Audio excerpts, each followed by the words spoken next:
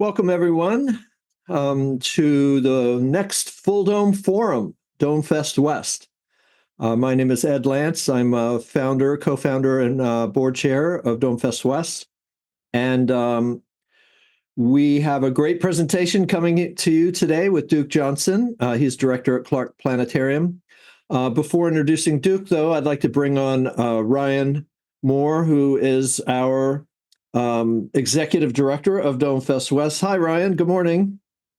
I see you're hanging out with the Star Wars crew there. Awesome. This is I don't know what material you're talking about. There's no intellectual property being infringed upon this. This is the DomeFest West headquarters spaceship. And we are very excited to have all of you here. Without any more waiting, I would actually love to bring on Duke Johnson. Say goodbye to Ed for a little tiny bit. Duke, if you don't mind, turn on your camera. Duke Johnson is the executive director of Clark Planetarium in the Salt Lake City Valley, where he leads efforts to inspire experiences for a wide variety of audiences. He's been working in the industry for a long time. We won't say how many years, but we'll say around 30 plus, somewhere around there. All starting in North Dakota, where you were so lucky to understand what it is to have a dark sky, and then able to bring the knowledge that you learned as a child to Salt Lake City and then to greater planetarium audiences. So very excited to have you on today and to hear some of the journey that you've been on in the Clark Planetarium of creating exhibits that create the experience before the planetarium. So without any more introduction, I'm going to turn it over to Duke Johnson. Let's give him a round of applause, ladies and gentlemen. Hey, go ahead and take it away, Duke. Okay, yeah, I just was waiting for the screen share to be able to be free. So there we go, we got it. Anyway, so contact information's here, and at the end, I will make the slide deck available to everybody. So I just want to, no reason to go through and try and do screen grabs or take other, detailed notes or anything, because we're definitely going to try to share what we have here, because that's what this community is all about. So let's go ahead and get going with it. I don't know. Okay, this is wonderful. Why do I have this little? Come on. There we go. Okay, so a little bit about the Hansen Planetarium. We are this next year going to be as Hansen and then Clark's 60 years in this community. So it's our anniversary coming up. The top slide is the historic one. The bottom one is just a little snapshot of where we are now. And we've got 10,000 square feet of exhibit space. We've got 178 seats in our dome theater. We've got an IMAX that holds 288. It would be a whole lot better if those were better matched, I can tell you that. And we are open 363 days a year, somewhere between 10 and 14 hours a day. So we're really open long hours for those in our community. I've got lots of pictures and some text. We'll have to get through some text. But this is kind of an average Saturday afternoon in the planetarium. So we've got a whole bunch of exhibits, and that's a large part of what we're going to talk about in the way that we engage audiences. And of course, we run the shows like everybody else does. Laser show, I will draw your attention to the one girl there toward the left side of the screen. She's probably engaged in a little different way than most of the others, but that was just at one of the laser premieres that we just had. The reason that we do the things the way that we do, and that I'm going to talk about them in this presentation, is that we're here to drive enjoyment and repeat visitation to the planetarium. We've been working hard at that for a really long time. And I've got to say, I think that we're seeing the results of that. So, of course, we've got lots of different ways we can engage people in the dome. I'll let you kind of look through that list, but there are so many ways that we can elicit responses from audiences, and I think we know initially that's a great thing to do, especially if they're just coming in, and you can have that conversation. If you've got that ability to have the presenter down in front, it goes a long way. And while not everybody's comfortable with that in terms of your presenters, it's something that, we can all work toward, and the audiences really appreciate it. So as you think about the things that work best in your space, I also invite you to think about, well, what's your stretch? What could you do that you don't normally do to engage people? Is it a little activity in the dome before you begin? Is it an activity during maybe a sky tour before the show, or if as part of the show? Is there something else that you can all do together? So just something to think about there. Now, possible approaches that you could use, of course, in order to connect with audiences. The first place they see is going to be your website for a vast majority of them anymore. And then, of course, there's the other things. And again, you can just kind of go down the list. I know when I kind of started down in Florida, we did real sky observing if it was evening shows. And so we'd always take the telescopes out afterwards. I'm sure a lot of you do that if you've got access to observatories. And for us here, something that we can engage with people on all day long is our exhibits. Some of them are physical interactives, some are kind of just static, some are object-based, but we don't have a whole lot of those. And then, of course, if you got a queuing area, you can always put video and audio out there if you want to start getting audiences in the mood to engage in a certain way, or if there's related topic to whatever it is that they might be seeing. We also have a Science on a Sphere. I'm sure that some of you have those too. And then you can have programs that surround that kind of pre and post shows. And we do that a lot for school kids.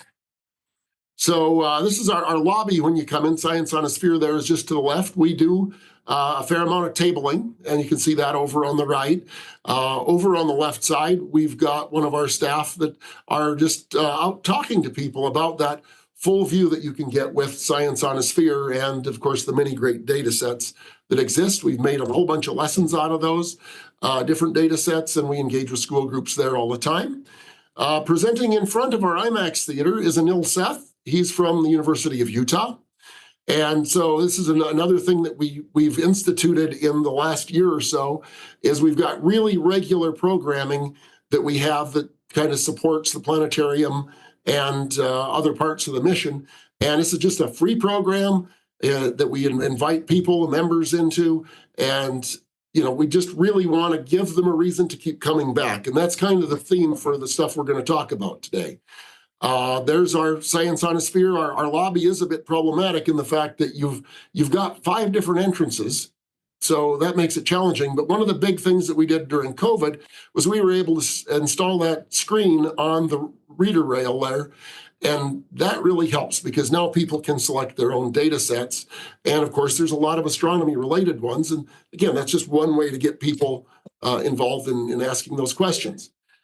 Each year, we put probably somewhere between 35 and 40,000 kids through programming around Science on a Sphere. And these are classes that come from the local school systems. So if the public isn't in and accessing it, hopefully we've got something like this going on just to have another way to engage with people.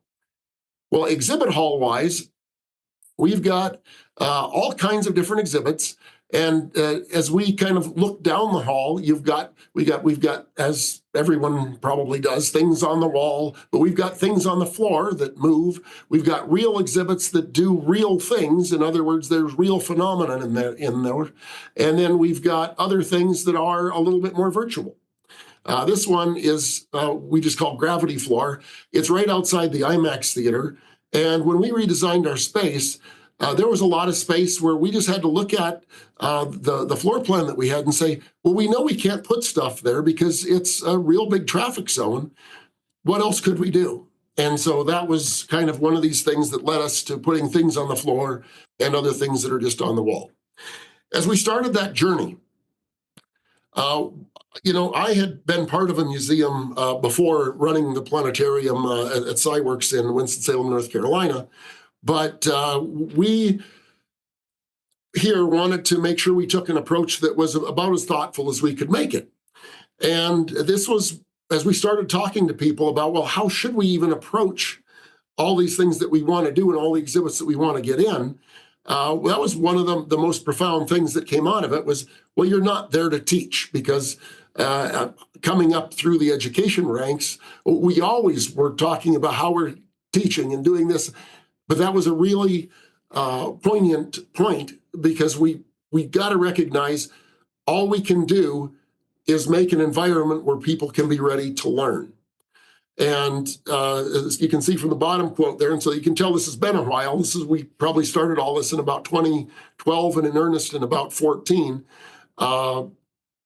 It's hard to make a better video than a lot of other people can. And by the way, they have other way to access that. So how can you do the things that are unique to your facility?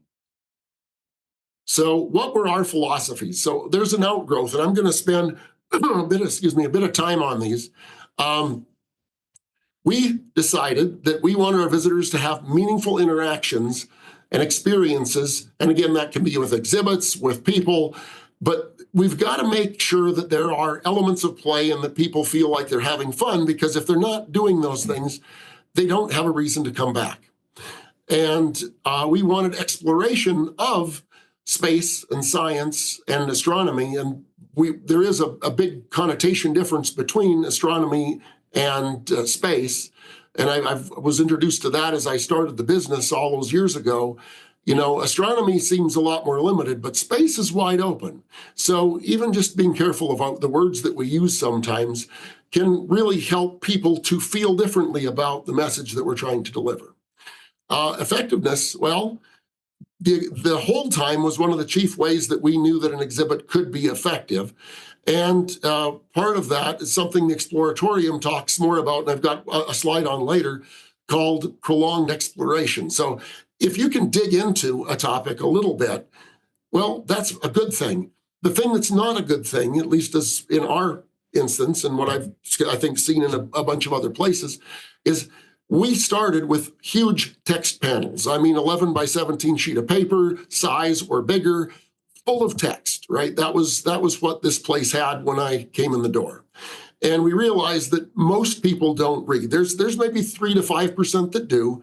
And, for the others, we try to have maybe 40 to 60 words at most, but people just don't read, but they need to in some way be engaged by the exhibit. Well, okay, so here are our philosophies. I'm not going to go into all of them, but you can check them out later. This is what governed the work that we did. They need to provide an interactive experience. They need to be open-ended. Should have multiple iterations on a big idea. So you should be able to do a thing and then do it different the next time and different the next time and have different outcomes, because that's what's going to bring your audiences back. I mentioned that we had 600,000 people that we're seeing right now. We started seeing a lot of people when this place first opened, but it fairly quickly declined, and we were down to about 200,000 people. Since our renovation in 2016, we've been working then with using these ideas and philosophies in the way that we approach engaging people outside. And we've grown our audience back up when we anticipate going over 600,000 people this year. And we think it's because of the way that we're approaching all of this. All right, so your exhibits should be on, the cool thing, and they need to be accessible to a wide range of ages. You don't hit everybody, but if there's an exhibit that's for older people, well, next to it have something for younger people. That way, as families come in, there's stuff for each member of the family to do. Oh, and you thought it was over. No, it's not. There's a lot more. The social experience is absolutely huge. And we all know from Instagram and all the other online platforms that people are taking selfies all the time. So that kind of needs to be something that in your plan, if you're looking to kind of change up the way, the look, the feel of your place.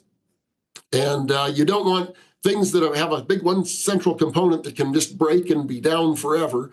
You got to have other stuff there to support it, because exhibits are going to break, and you can't get them back up right away all the time. The big key here is variety. So in our first floor exhibit hall, we've got some meteorites, one right up front. weighs the size of a kind of a 1969 Volkswagen Beetle at 1,700 pounds. But that's something that everybody comes up and touches and pushes on and does whatever it is they're going to do. Then we've got some behind cases. We've got something on the wall. We saw that this is an important factor in kind of designing your galleries. If you can put a video on a wall where there's something moving, something going on, something to add ambiance, it makes a big difference for the audience. They may not realize that it's making a difference for them, but it changes the feel of your place. Or if you're trying to get people to go from place A to place B or down a hall, it really does help to pull them down the hall if they can see movement. Just a close-up of the meteorites in the case. By displaying them this way, people can look all around them. They can see them in ways that they couldn't if they were just down strapped to a board. And it's got a certain aesthetic that people really seem to find pleasing. Then we've got these others that are meteorite slices so that people can see inside. And of course, a graphic to talk about why we think that the meteorites look a little bit differently and how you can tell that they are meteorites. The other thing then is bringing it in and making it more personal.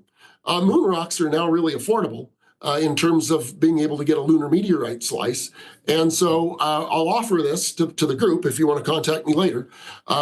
These 3 pucks that hold the triangular glass, we've got the CAD designs of those files. The bottom parts are 3D printed and they're just sandwiched so that one bolt goes in and it just sucks it all together. And that's it. It's really simple. It's easy to do. And I'm happy to share that CAD file with anybody who has interest in putting in a display like this or, give you more of the specs on that. Because this is a really cool way that you can get people to touch that big, bright object in the sky. And can do the same, obviously, with Mars.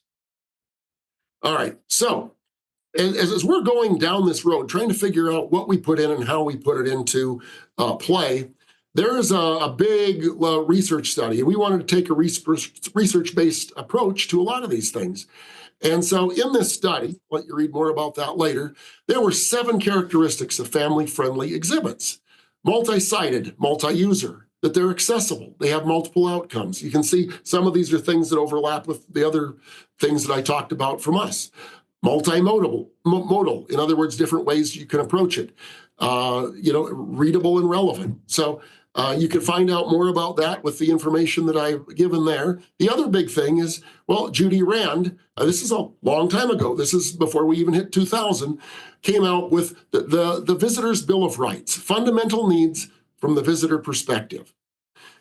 Well, these are the things that visitors want when they come to your institution.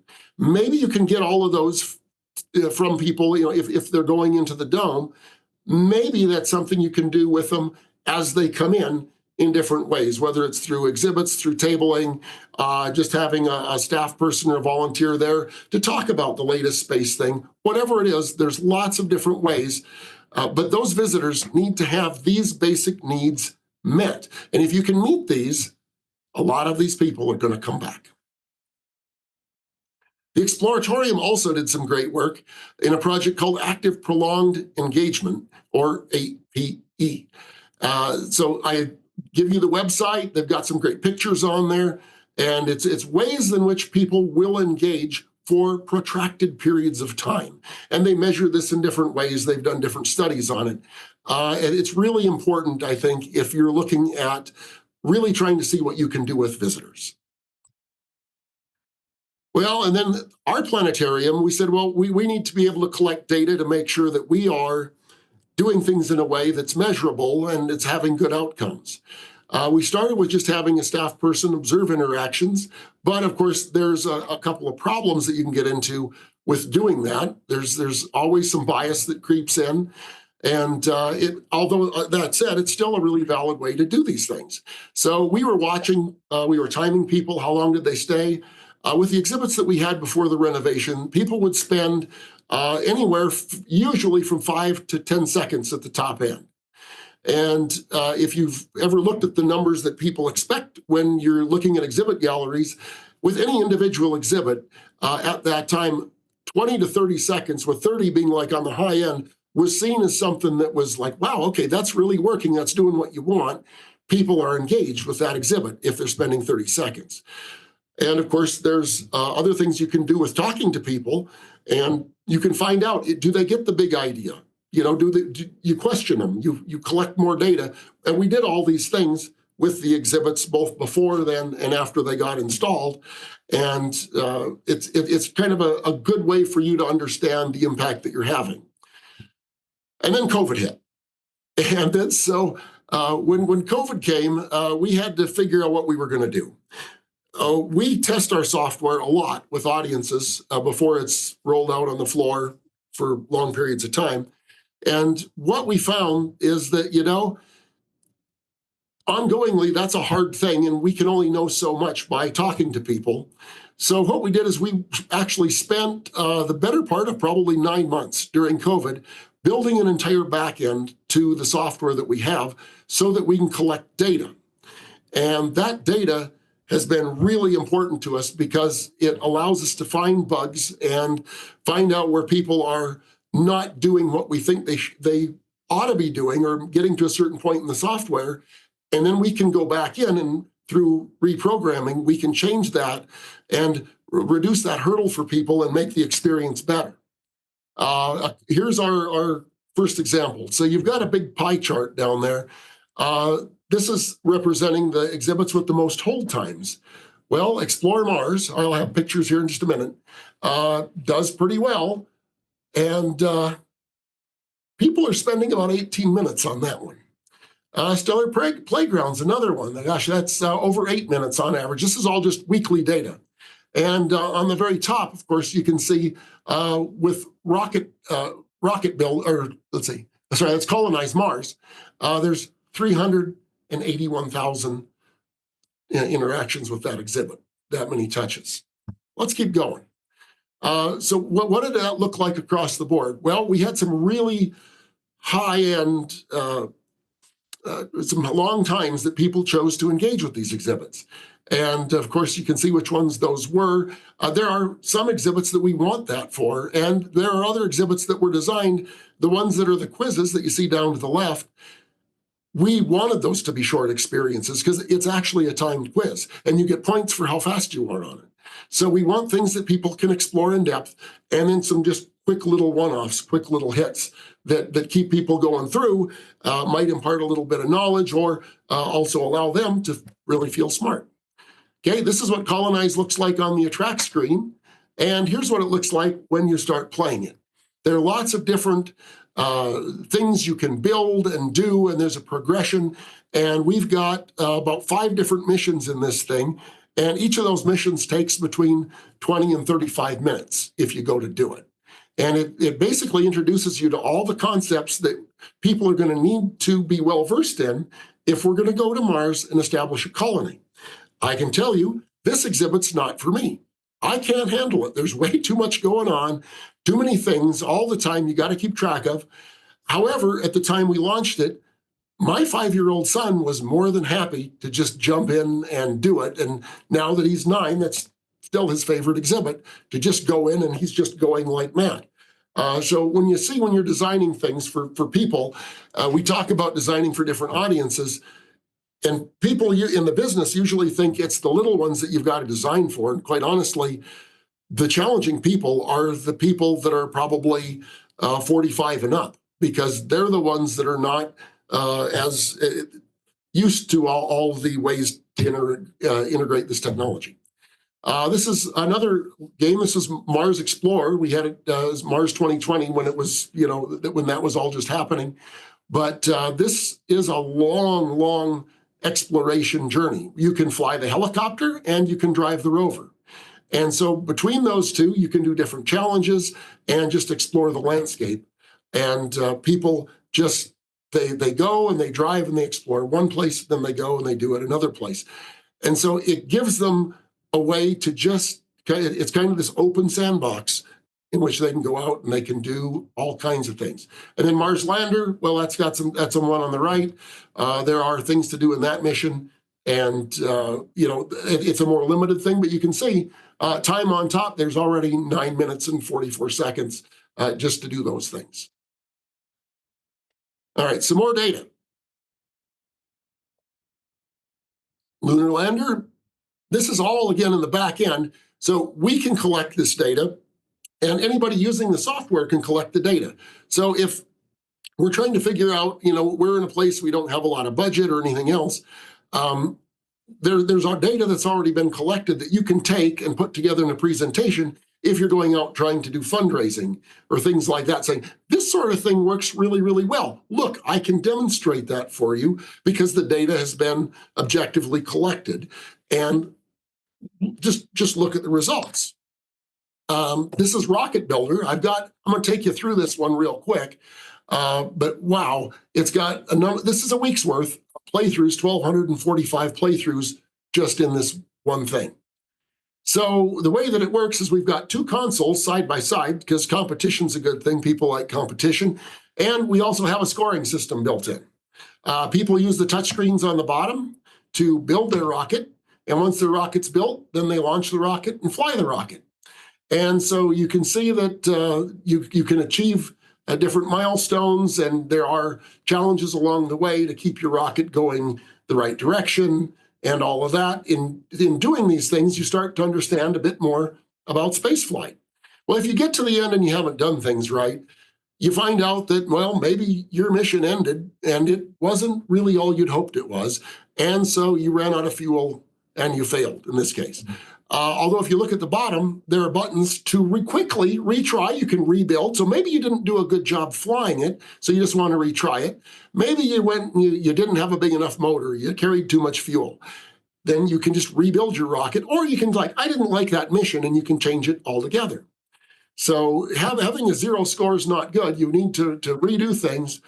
And then if you redo them and you redo them right, you get the reward. So you get the score. And people come up all day long and try and beat their score. The next time they come in, they try and beat their score. I can't explain enough. This is what drives repeat visitation. And if it's not this sort of an activity, if you think about your own institution, what have you got where people could come in and do something and have a different outcome the next time and have a different outcome the next time? Certainly that's something you can do in your dome or other theater, but for us, this is really key because people just keep coming back and back and back in order to try and do all of that. And of course, why is it powerful? Well, you've been looking at those things. The one I haven't mentioned much is it's elements of mastery. And that's when I say they keep trying to beat their score. They want to be really good at something, and you can give them that opportunity. We were just lucky enough to host a crew from Doug. Hopefully a few of you were able to attend that. This is the Stellar Playground table right outside the Dome Theater.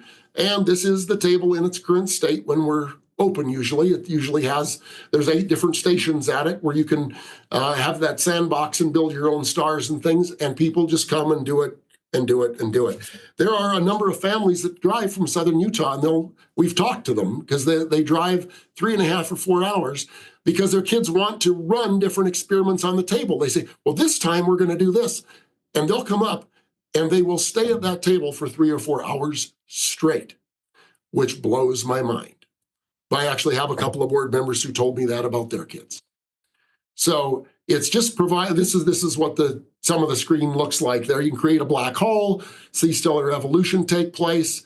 And of course, everything takes place quickly, but that allows you to iterate and just explore a lot more.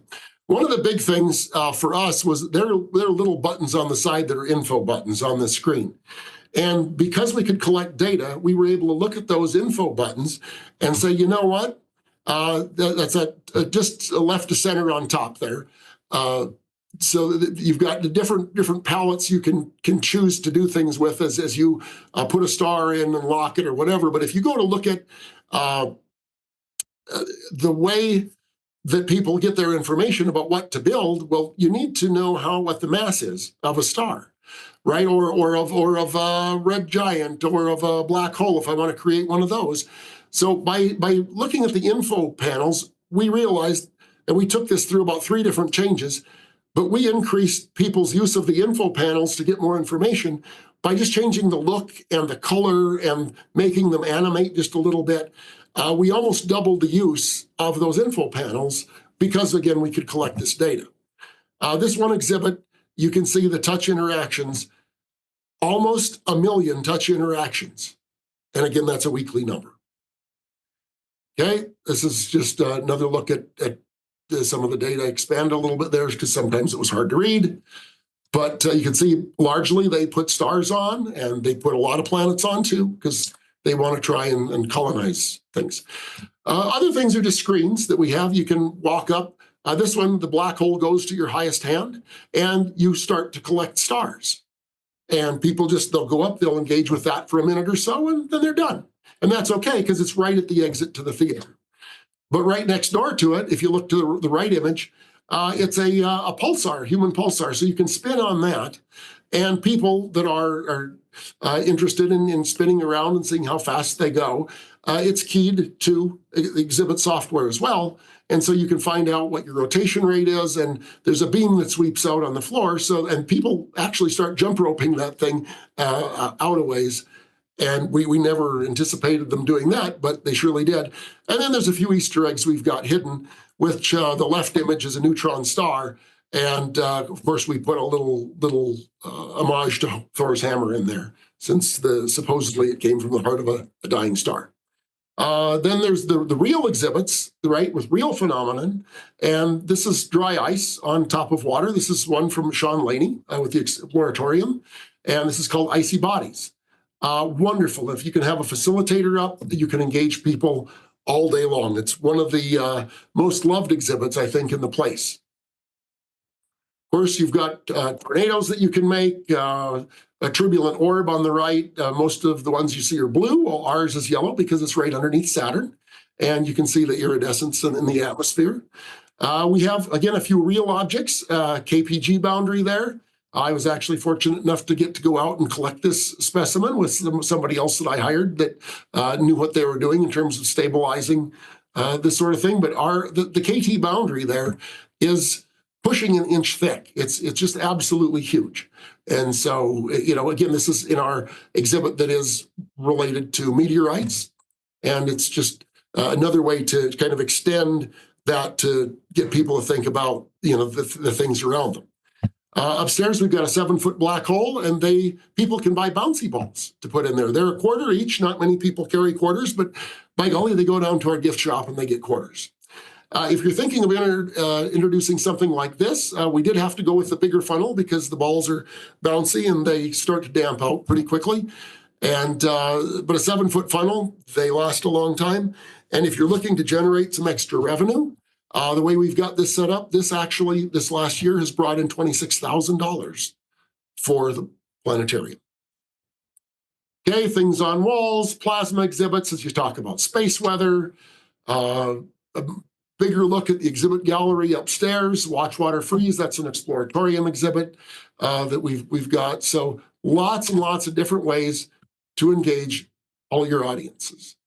Just depends on what space you have and how you can fit it all. Of course, part of the Bill of Rights says people want their basic needs met. We do that with our concessions. So, at a minimum, you need a water fountain, but boy, if you can get some other just little niceties there, it really does help people extend their stay. And, if they're going to extend their stay, maybe they'll spend time in your gift shop or doing something else. I'm going to leave you with, I say leave you with this thought. We've got more thoughts, but I hope you enjoy the t-shirt. I know that we did. And I'll leave it at that for that one. I do have a lot more links for you. Thomas Quayle in our education department was really happy to put together a whole bunch of links. So these are the categories. And again, when you get a hold of this presentation, if you want it, these are all active web links that have been moderately recently checked. So if you're looking to engage audiences in conversations or show them data or do anything that involves any of these topics, I've got a whole bunch of links that can make that a whole lot easier for you. Because again, it's stuff that we do, so you shouldn't have to recreate the wheel. There's just a whole lot here.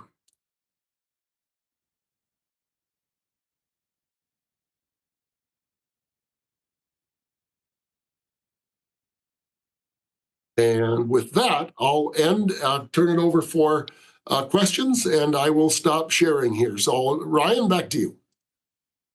Wow. Wow, Duke, the It's a lot.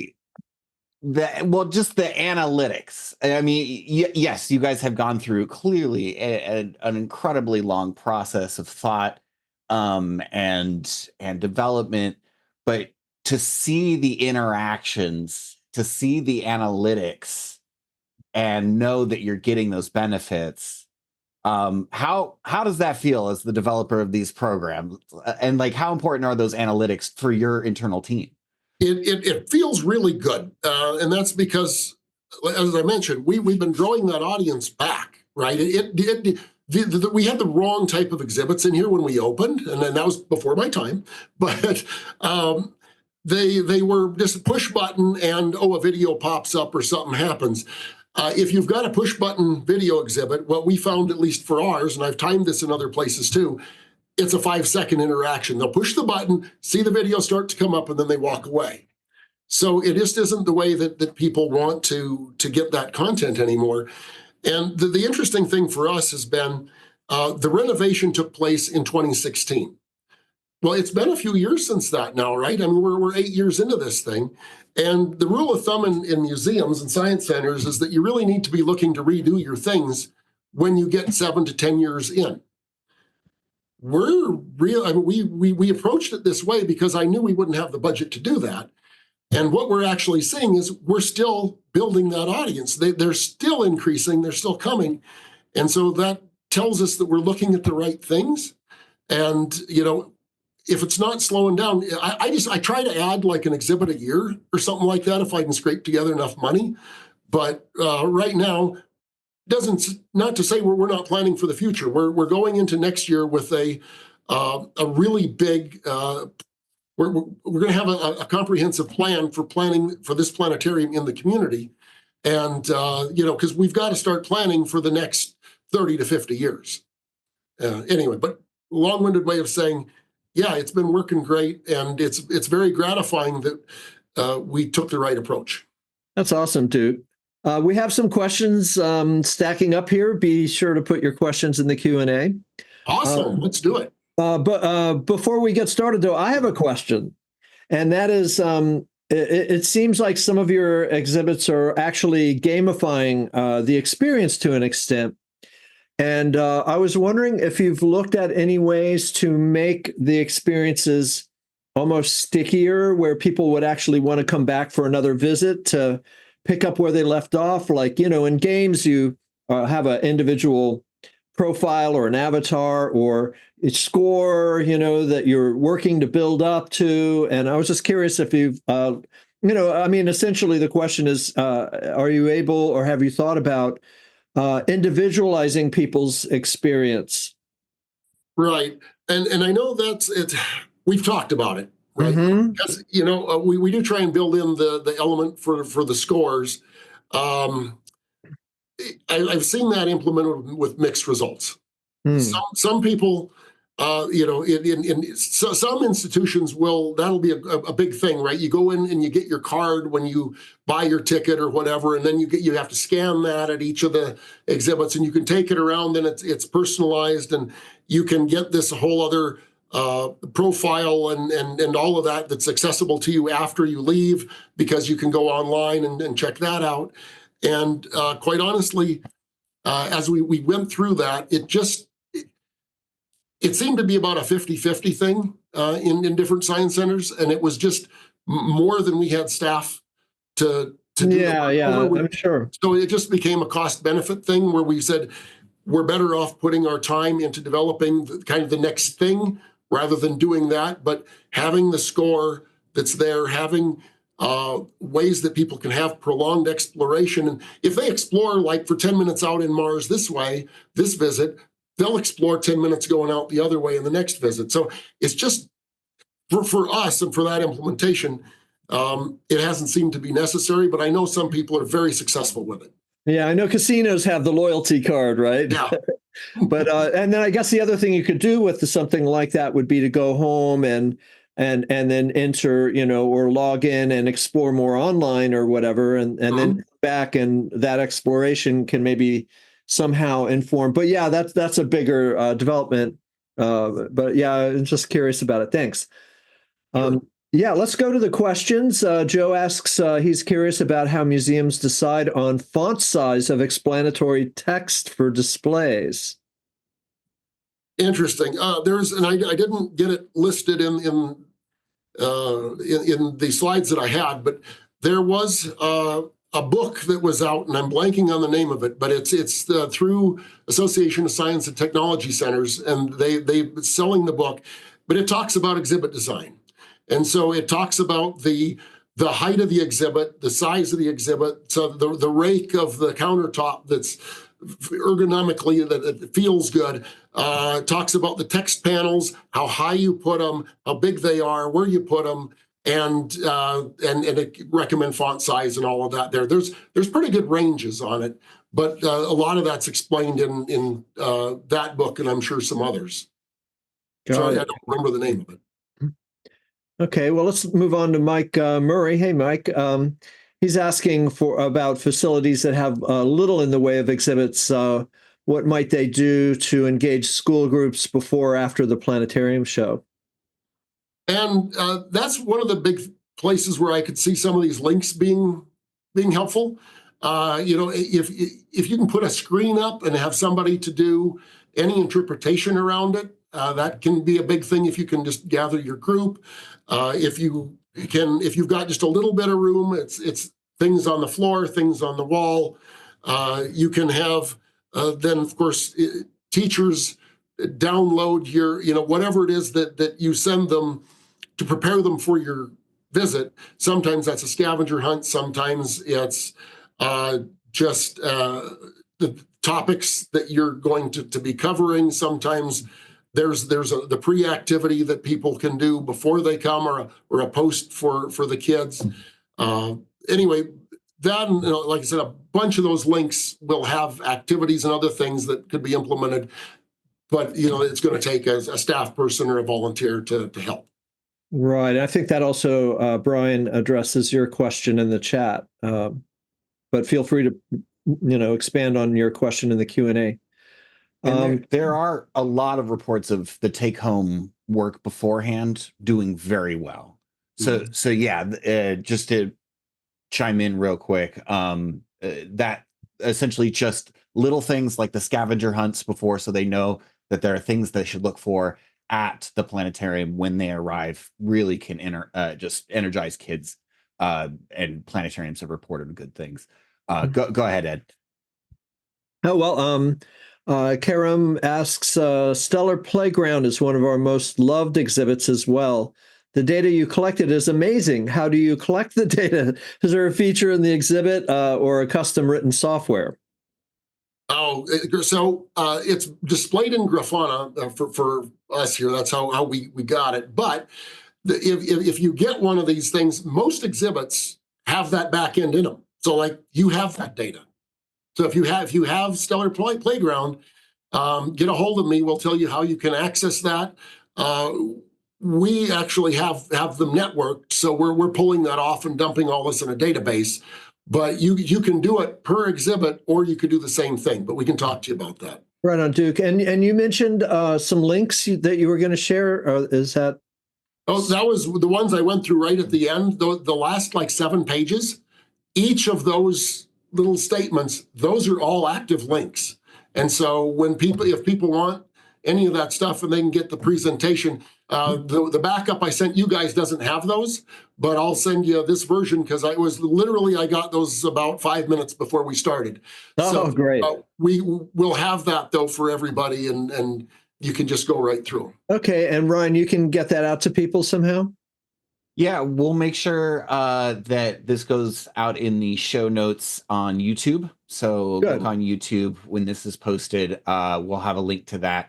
And then, I'm sure we'll probably have something on the website as well. Duke, you got so many good resources. You're like it's great.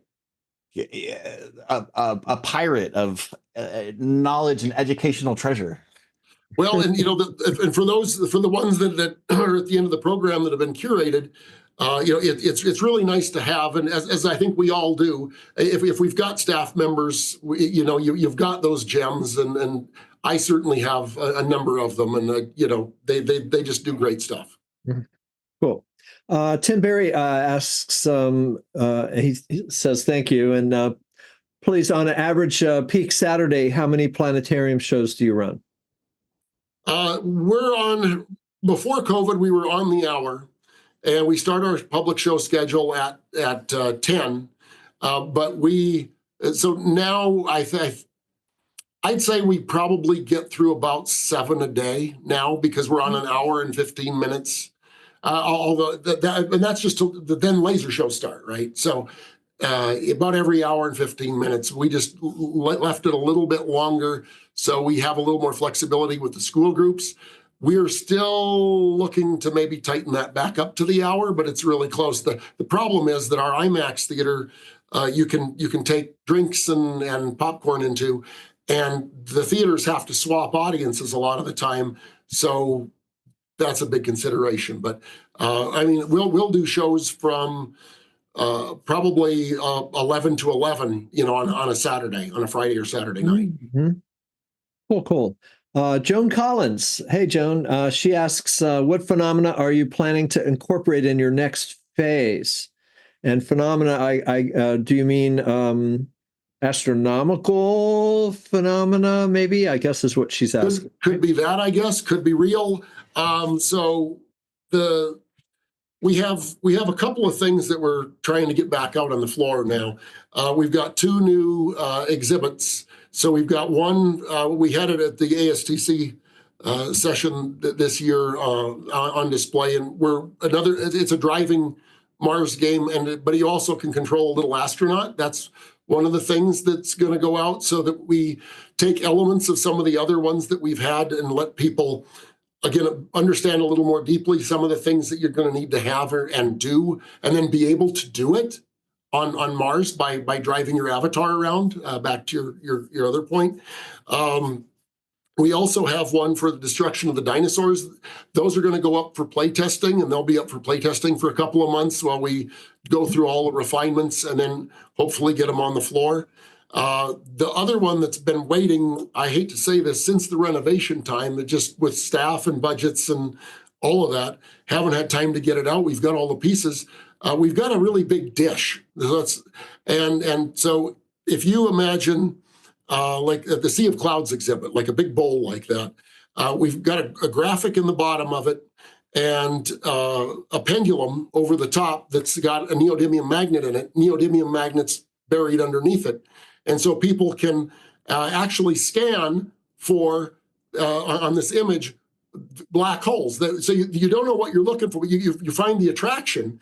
And then the black holes, of course, are in the center. The supermassive ones are in the centers of galaxies. So you feel where that is. And so you can go through, and the exercise is trying to find all the black holes. We had that out as a temporary exhibit for about 6 or 7 years, and it was wonderfully popular. We just haven't been able to get the new version of it back out. But hopefully that's coming this next year too. Very cool, very fun stuff, and it's great, when having worked in the Planetarium Science Center before, when all the kids come in and they're all excited and playing with the exhibits, that sort of engagement is very satisfying to see after the hard work putting that together.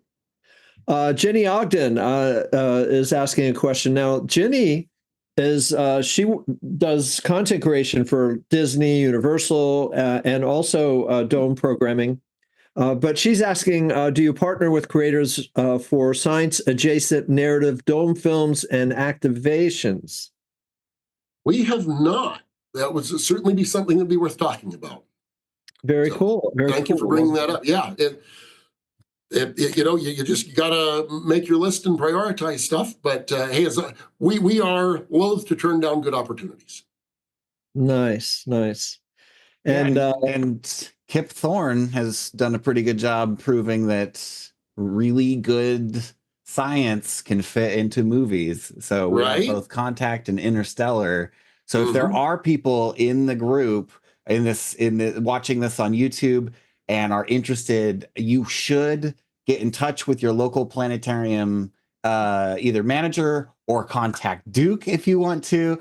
And he can put you in touch because having somebody that knows the science as a important part of the story from the very beginning, as a real partner with creators on these scientific adjacent narrative films, can really add a sense of legitimacy to the films that audiences feel, but they can't quite describe. It's why both Contact and Interstellar, both audiences will talk about having the best space flight type feeling experience, because most of it was physicists trying to make a story fit what could be actually happening. So I highly, this is what Dome Fest West is really wanting to do. Let's make more Kip Thornes, or we'll call them the Duke Johnsons. Yeah, and no, we want smart people. Yeah. Well, riffing on what you just said, Ryan, because there's a group called the Science and Entertainment Exchange here in Hollywood, and they are part of the National Academy of Sciences, and they will reach out to scientists in the field and bring them into films to advise on films that want to be more scientifically accurate. So if you're a planetarian astronomer or whatever and want to get involved in that, you might reach out to the Science and Entertainment Exchange if you want to be an advisor on films. It could be fun. Well, sure. Joe again asks, he's curious what your research might show as trends for different types of planetarium films, since there are so many new types or subjects for planetarium films. Wow, and that's something that honestly we haven't been really doing much with.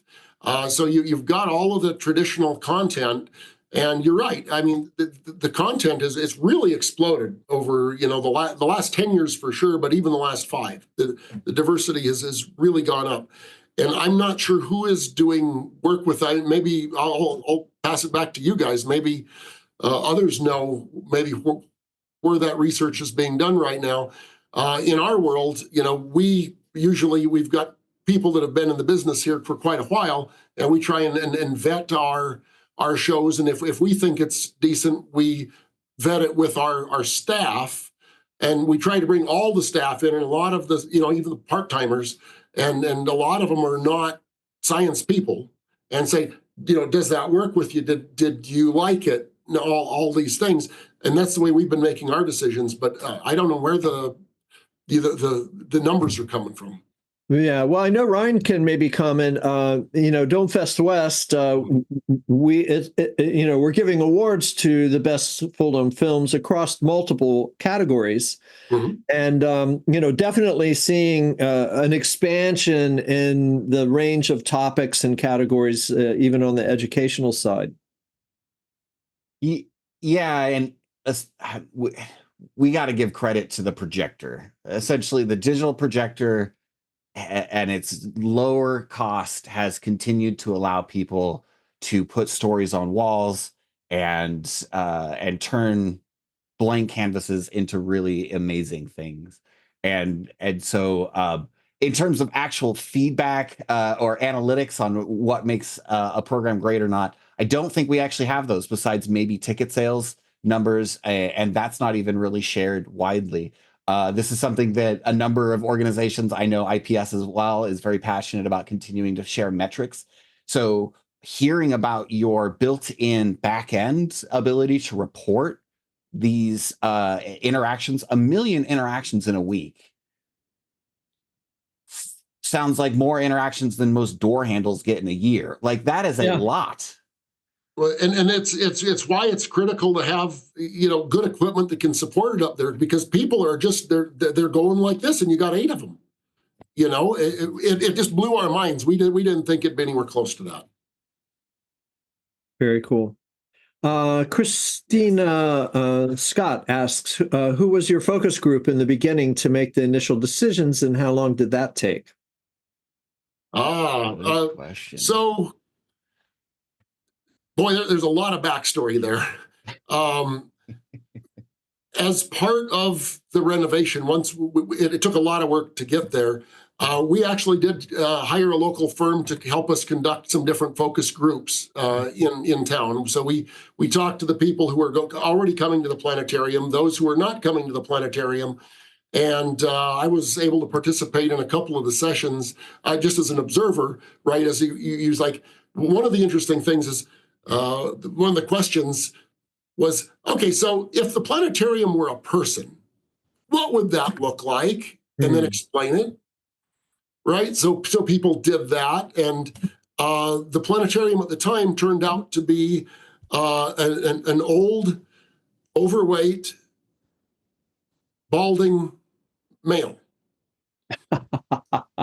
That was the perception. So you get that, and you go, okay, we've got. But the cool thing is, you got some work to do there, because it's better than a white elephant, I guess. But well, sure, but it's like, okay, so we're seen as somebody that we don't want to be seen as. How do we change our image? So you realize there's image to be changed, and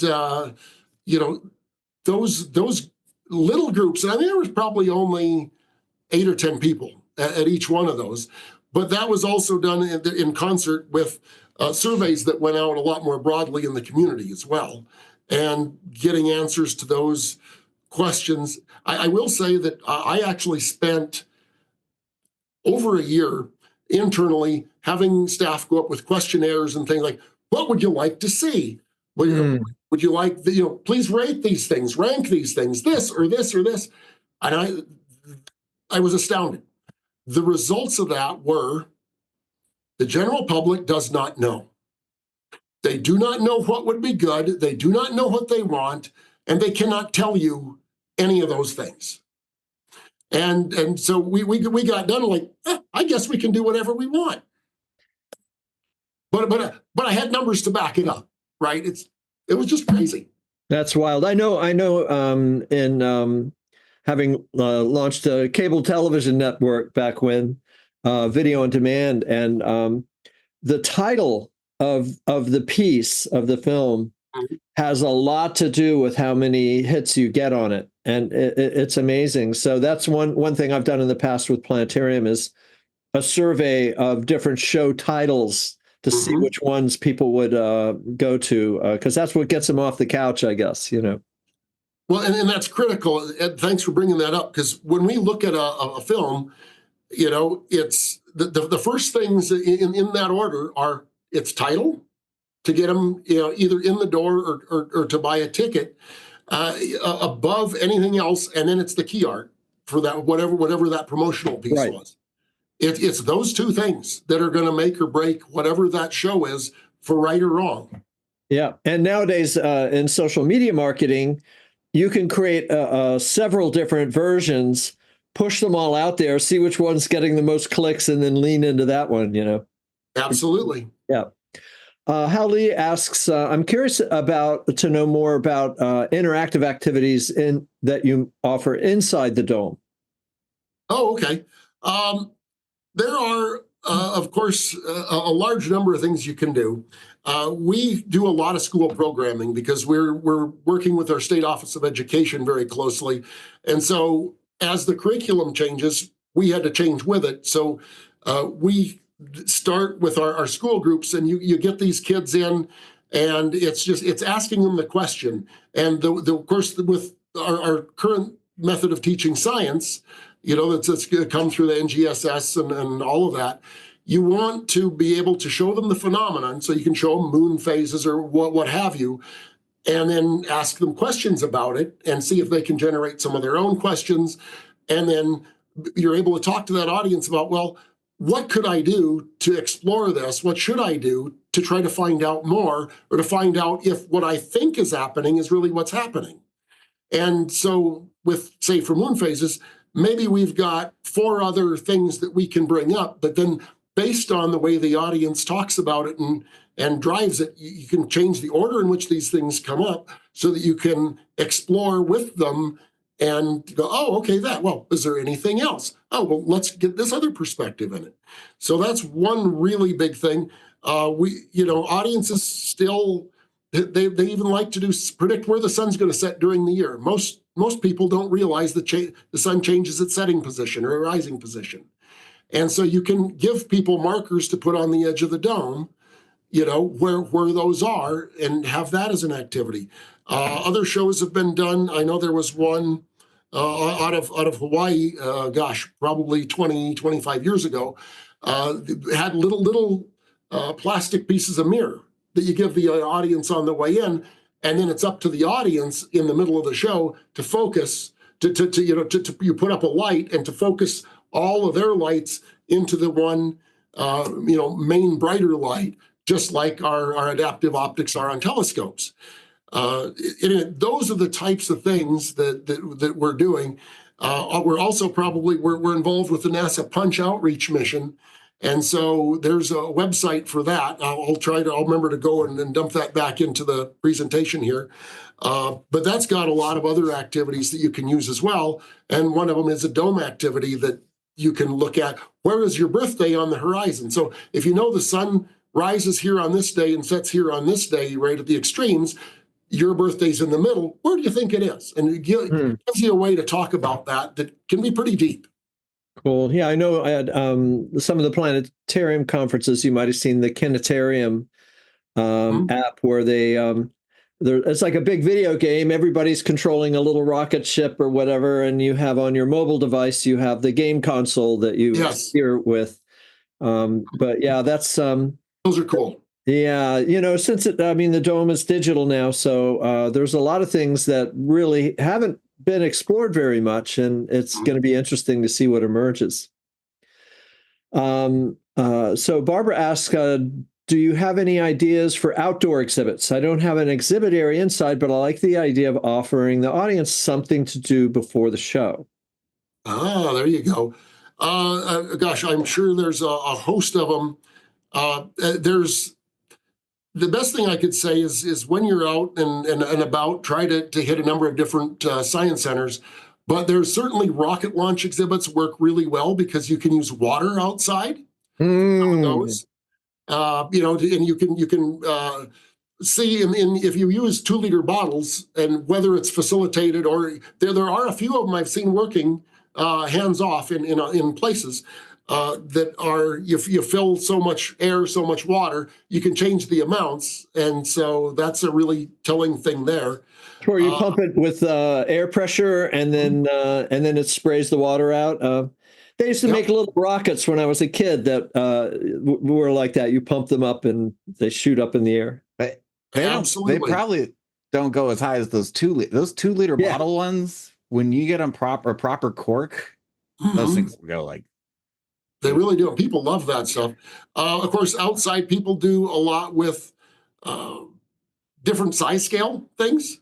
So you can have planets out there, maybe to scale, maybe not. Of course, if you're going to do distance scale, that's a whole nother animal that you may have to run through the community. But some places do start with just a couple of those scale objects very nearby, and then you can get partners in the community to house Saturn or Uranus or whatever it is, and then people can go there as part of that extended scavenger hunt.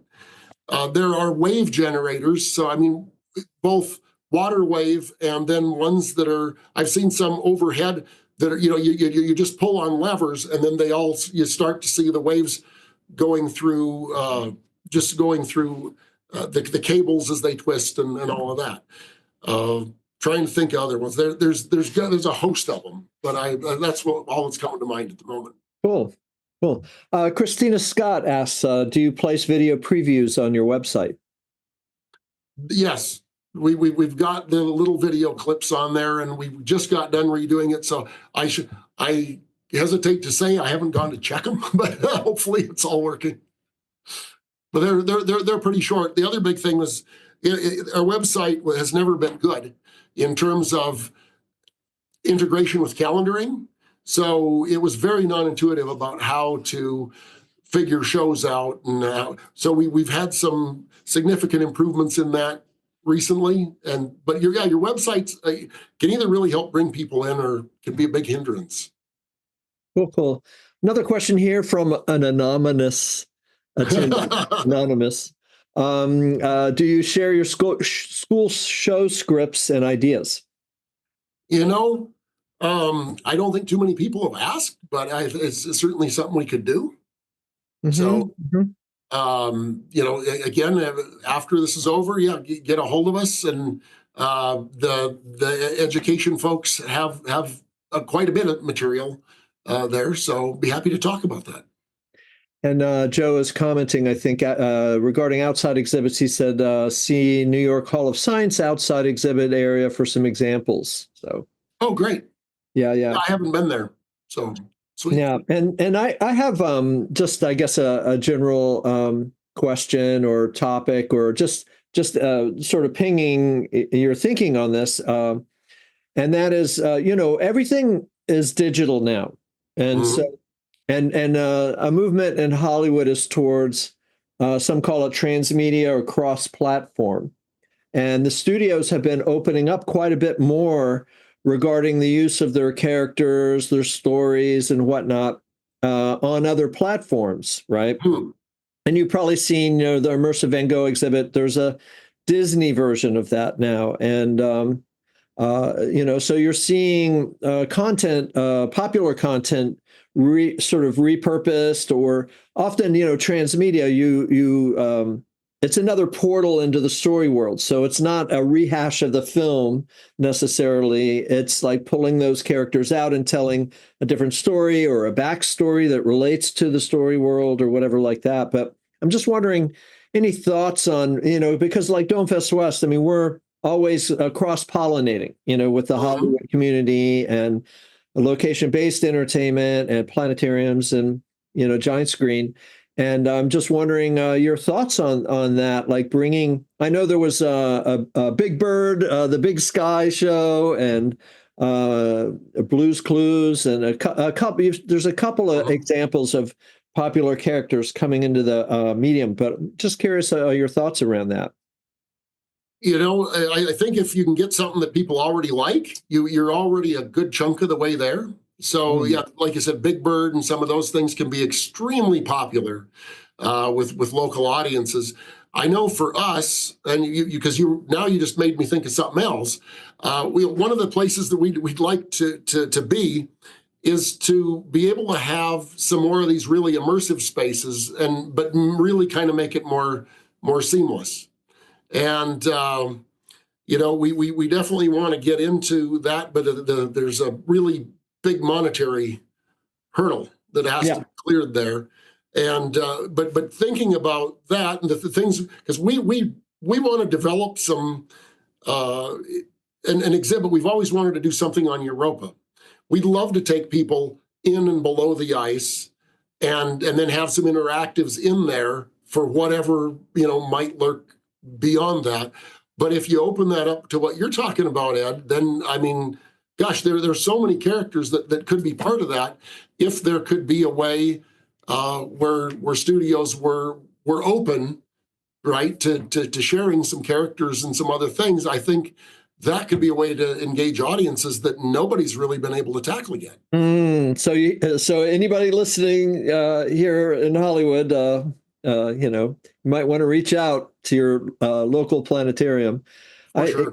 It's really a licensing thing, and they're going to want to know, what's your business model, how much money you're going to make from this, and then you come up with a win-win, right? I mean, it doesn't make sense to pay more for licensing a character than you'll ever make off the show, right?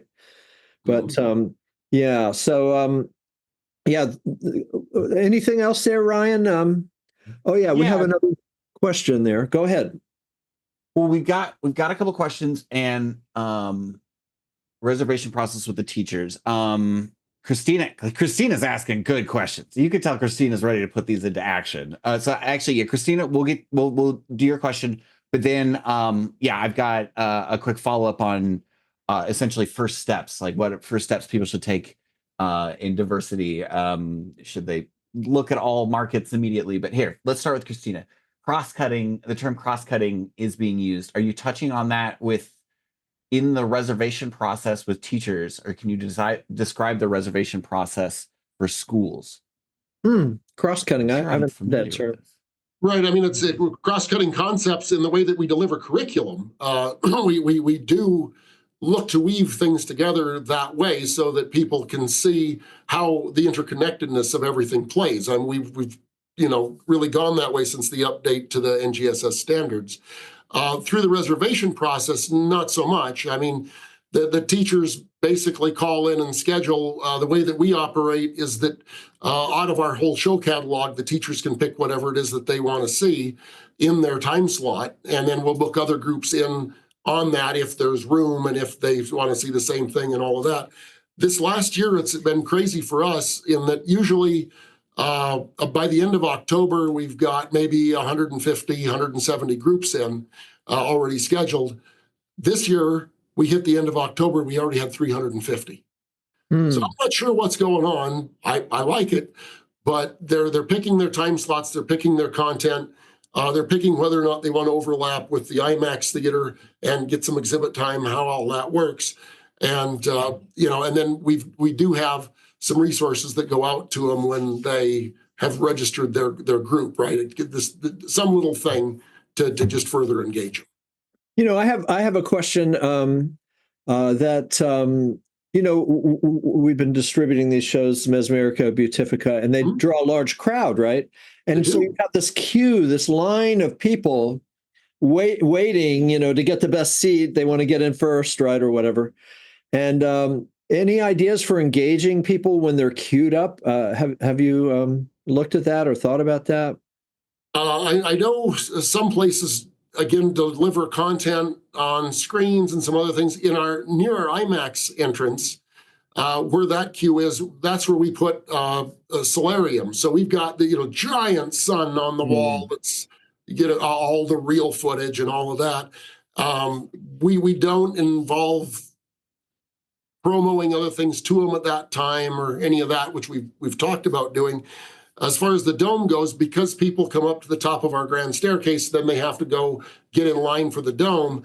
It's really a horrible space to have people in when they start to line up. And so we've talked about things. We've never been able to do anything because you're with the exhibits. It can be noisy, disruptive, people going all over the place. So we've really just kind of left that all alone in our facility. But I know others have been more successful.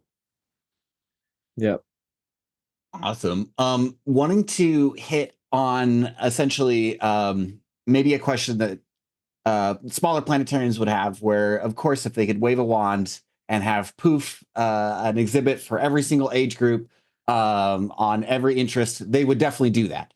And if there is a wand that exists, we shall find it at the end of the rainbow. But in the case of what you have seen, what would be the best, maybe first age group to target that you have seen has the best return on investment or has the biggest impact on audience retention?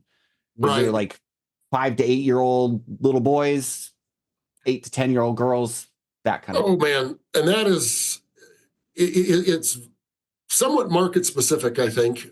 For us, to be honest, and the approach that we took, it's families here in Utah, at least. We realized that the focus on any one is not going to get us where we need to be. We need to have something for everybody that's there. Now, if you're only able to put a few things in, I'd still say put a few things in that are going to cater to the lower age group. And I mentioned that one piece of software that my Rocket Builder. My 5-year-old would go and he would play Rocket Builder for 45 minutes at a crack. And he just build another rocket, launch it, fly it, build another rocket. But at the same time, we stationed our Rocket Builder stuff right by our kids climber. So we've got this immersive kids climber that's all dark and black lights and galaxies and stuff up in there so they can pretend they're out in space. So while the really littles are doing that, the parents are over playing the Rocket Builder. But at the same time, you get the right kids and they just go out and they play it too. So there's certainly elements of a lot of these things that can work for anything from 5 to adult, especially as far as the technology stuff's concerned. I'd say the least return for the dollar is probably the static exhibits, because you've got to have some adults maybe with some background to go look and appreciate and all of that. But for any of these interactives, you saw the tornado that we built, and anybody from about 5 and up goes and does that. So it's Probably our main audience would be, maybe 5 to 13, 14, something like that in terms of the kids really coming through this building. But any other day, if you come on the weekend, we've only got the 10,000 square feet of floor space. There's 3,500 people here, and that gets pretty crazy. But everybody's just doing something else. So one person will do this, one person will do that. So if you can in any way have some diversity there, because a lot of things that appeal to one person are not going to appeal to the next person. Even if you've aimed it at different age groups, the content's not going to be there. So you're just really got to think about that as you're wondering what to put in. Final question here from Hal Lee. He asks, what are your thoughts on incorporating AI in planetarium experiences? And well, to be honest, that one's far enough down the path where we're not there yet. We're kind of waiting to see how it develops and what it's possible to do with it. I think, Ed, I'm going to toss that one back to you, because what have you seen that's going on in the industry, and where's this headed? Yeah, well, I have seen, Skybox if you are interested, it's a generative AI that creates 360 still images, right? There are, I believe you can now use Midjourney and the others to extend your field of view around. But no, I think, and in Hollywood here, AI is being used pretty extensively right now. In just concept development, coming up with ideas, right? So in terms of making actual AI films, there's some amazing demos out there. If you type in to Google AI film, you'll find there's some films that have been produced. Nothing mainstream yet that I know of, and there's IP issues around it. The Copyright Office says, no, you can't copyright something that AI created. And if it's a character, you can take that character and use it in an original film that you own, but you can't copyright the character itself, right? So that and that's very valuable when you copyright, like Mickey Mouse. I think the what do you call it? If I'm not mistaken, the character, I forget what the IP rules are around that, but it's different. The movie that you make with a character is one thing. The character itself is another intellectual property separate from the actual film itself. So both of those are valuable things, right? Absolutely. And I would say to the audience here, and we're all waiting for the time when we can use AI to even get us the full dome stills, right, for this new thing and that new thing really quickly. I'm chomping at the bit for that. But you've got a lot of other work to do. Some people may cringe here when I say this. We don't have enough staff. Nobody ever has enough staff. We're using AI to, I need a proposal to write a paragraph that'll do this. How many pages did you want? Oh, 2, 4 page. There you go. 30 seconds, you got it. You got to edit it a little bit, but honestly, what we're using, it writes very well. It's very quick. It's intuitive. Honestly, it has saved us a lot of time, and it's allowed us to focus more on fundraising, because I don't have that person, but we're able to generate some materials. And look into it if you're not. It's a powerful tool. Ryan's a pro at using AI. We use Notion and automatically, like for instance, for this panel, he can just say, we're interviewing so-and-so. What are some good questions to ask Duke, and boom, there's a whole list of them, right? It's not quite that easy. I think Duke's consensus at the very beginning, your observation that it's early enough that we don't need to worry about that quite yet until there are major benefits. Now, generating marketing copy and proposal copy, yes, AI is very good at. There's a number of podcasts talking right now about how AI is going to start influencing itself on marketing copy, and essentially all of the AI is going to be training on marketers using AI. And the world is possibly going to get in a weird kind of circular space, but we don't need to worry about that right now. It doesn't seem like AI has any actual major benefit outside of inspiration and maybe a little bit of script building. It doesn't know how to produce a full dome image. No major models have been trained on 360 imagery or full dome imagery yet, so it's still something that you can kind of cheat and get images out. If anyone is interested, I recommend looking up Ron Proctor. He's a teacher actually, and then he works for what I think the people that did Big Sky. But anyways, Nor Lab. But Ron Proctor does a lot of starting to use AI and then warping it into a full dome image, so you can kind of cheat there. But it's not really something quite yet that is bringing tangible benefits. Not like a million interaction little Mars colonizers, which we are teaching our 5-year-old children how to colonize things at a shocking rate. Maybe we need to figure out how to do respective alien boundaries at a rate as well. But Yeah. We'll get right on that. Thanks, Ryan. The artists that we work with say that if you're trying to get a particular look, like I was trying to do a storyboard with AI, and I thought, well, that's a great application, right? But trying to nail the look of the characters and everything was very difficult. And the artists are telling me that if you're really trying to nail a certain look, it's about the same amount of time to do it in AI or just to model it in 3D and be done with it. Yeah, I wouldn't doubt. I mean, that's the challenge is the graphics, but it's really a powerful tool for text. Anything text. Sure is. Great. Great. Well, Ryan, you want to take it home? Yeah. We've already got a number of people in the Q&A just sharing accolades and love. Just huge thank you, Duke. You've given us so much to think about. We're seeing the reactions pouring in. Yes, audience, please share your love with Duke. He put in quite a bit of time preparing this, and we are going to be sharing his materials.